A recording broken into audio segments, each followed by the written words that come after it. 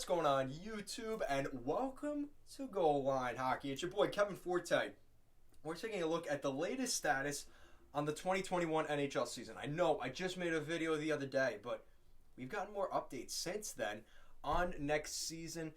Obviously, with 2020 being one of those years, we have been in store for a pretty interesting scenario. And the fact that the NHL has not come out with an actual date yet has had people a little bit concerned, including myself. But we may be getting some more clarity on that, the division alignment, as well as some of these other little scenarios, the length of the season. We'll be taking a look at all of that in today's video. If you like what we're doing here at Goal Line Hockey, want to see the latest news around the NHL, make sure to give this video a thumbs up and a subscribe down below. And let's take a look at the latest on the 2021 NHL season.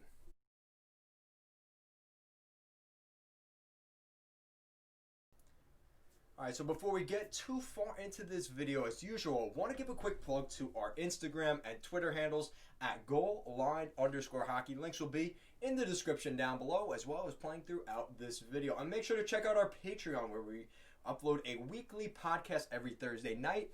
We just released episode 3, so make sure to check that out. And with that out of the way, guys, the NHL season is in for a heck of a lot of stuff going on. I mean, I think a lot of people are most specifically looking at the NBA. The NBA championship was giving out after the NHL Stanley Cup, and they already have a start date set, December 22nd, and they are ready to go. Meanwhile, for the NHL, it doesn't seem like they have. It seems like we're getting more clarity now, but the plan for the longest time has been we don't even know when the start date is. Is it January, February, March, June? Who knows? But we seem to be getting some clarity now. According to a New York Post article the other day, the NHL remains firm in its desire to start the 2020, it's really the 2021 NHL season on or around January 1st. So here we go again. We're hearing January 1st again. So it was January, and then we saw the finals and the Tampa Bay Lightning win the Cup, and then it became February, and now it's January again? Okay, so they're going to have training camp and everything in the next month. We're into mid-November now, believe it or not. Okay. According to multiple sources, the league prepares for Thursday's virtual meeting of Board of Governors that will provide updates on potential returns to play scenarios. Realignment into geographically designed divisions. That makes sense. I don't know why they wouldn't do that. That would feature the league's first all-Canadian division since the 1923-1924 four-team NHL. Montreal, Toronto, Hamilton, and Ottawa. What a throwback. Is all but a certainty. Now, the reason they're doing that is because of the border situation. That makes sense. So you have from Vancouver to Ottawa, all those Canadian teams will play each other. They stay on their side of the border and they just play each other. That makes sense. The league has no interest at all in playing through the summer, so that will mean a truncated schedule of anywhere between 50 and 70 games. More than I expected. I expected maybe a 41-game season. Depending upon the league structure, the NHL has indicated its desire to play the full 82-game schedule, but that would take the league into late August. That is not a possibility. Yeah, so we're going to see between 50 and 70 games. So that's an update on my end. I was expecting maybe a 40-game season, but it looks like the NHL is looking for even more than that. Once again, debunking the rumors that all these owners want a lockout and no season next year. Get out of here. That was never going to happen. Okay. Dates would have to be left open, either in season or following the targeted end date to accommodate postponements that will inevitably occur as the pandemic continues to rage across the U.S. and Canada. Yeah, that's a guarantee. And that's something that I think football, specifically college football, really messed up on. They did not leave enough dates. They have to finish by December 21st, all their seasons, Big Ten, Pac-12, ACC, Big 12, SEC, they all have to finish their seasons on a certain date, so they have their bowl games and the first round of the college football playoffs on January 1st, as well as throughout January. So that leaves a spot where we see this start to occur, which is a shame, but that's how it goes. So the NHL has to have a set date, but they need a little bit of flexibility so you could get the best opportunity. Because look, if you have, say, the New York Rangers and the Columbus Blue Jackets, right? The Rangers play 50 games, and the Blue Jackets could only play 45. But the Blue Jackets are 2 points behind the Rangers, and they played 5 less games. How could you keep a team like the Blue Jackets out of the playoffs when they played 5 less games? Maybe that's where we see the play-in round come back to fruition. Do we see that as a possibility? I actually do. The NHL and NHLPA agreed on a 6-year extension. We talked about that already, obviously with the collective bargaining agreement, which really messed everything up because that was supposed to be the NHL's way of that new CBA agreement and their TV deals, that all these NHL players would be making bank this summer. No. Not the case any longer because of COVID-19.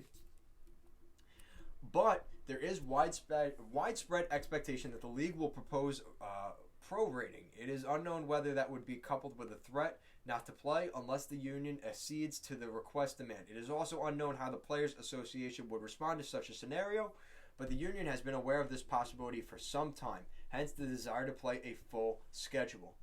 You're not going to get an 82-game schedule in here, guys. Sorry to break it to you. The league and the union have yet to conduct a joint formal return-to-play meeting, though executives from both sides have maintained constant communication. So, see, this is the problem. If the NHLPA gets involved and we have to have a full NHL season, we're not going to see a season. And if they will not budge on that, this is going to be tough. I don't know why they're doing that. It's tough because you look at college sports. Again, I keep going back to college football because I know a lot about it. But there's some teams that have already played 8 games. There's other teams that have just played their first game last week based off of different conferences. The NHL, this is going to be weird. And the problem is it doesn't work like rankings the way college football does. At the end of the day, it's only the top 4 teams that matter. In hockey, you have different divisions and guys getting paid directly from the league. So that's another hurdle that you have to overcome. How much money do they make? Do they take a 50% discount on their contracts for next season? Everybody has to do it, right? But again, the 50%, you may think, all right, well, 50%, let's say a guy makes $1 million. Well, now he's only getting $500,000, $500K that year. That gets eaten up pretty quick, and that affects these guys' lifestyle. Now, the problem is, does the NHL say, well, if we play 70 games, you only get 50%? That's not really fair, right? So how does that get worked out? Is that the true value of that contract? So these are all the things the NHL has to figure out. It's not going to be pretty. I really hope they figure this out soon, though, because like I said, the NBA has things on track. That's really the league you have to look at outside of the NHL. Where should the NHL be? The NBA has already got their season schedule set up. The NHL does not. And we're going to have to wait and see.